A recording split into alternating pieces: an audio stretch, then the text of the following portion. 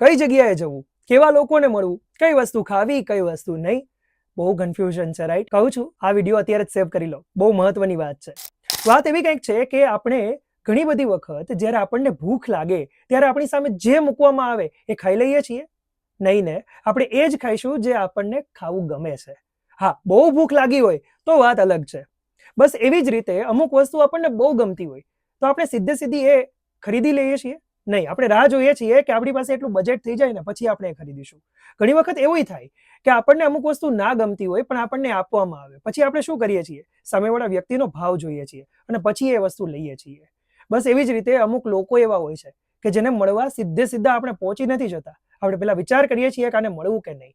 ટૂંકમાં કહેવાનો અર્થ એ છે કે જ્યારે ભૂખ લાગી હોય, બરાબર, ત્યારે આપણને જે ખાવાનું આપવામાં આવે છે સીધે સીધું આપણે ખાઈ નથી લેતા, આપણને ગમે એ ખાઈએ છીએ. બસ એવી જ રીતે તમે એવા લોકોને મળવા જાઓ કે એવા વ્યક્તિ સાથે વાત કરો જે તમારી વેલ્યુ કરે છે, તમારા સમયની વેલ્યુ કરે છે.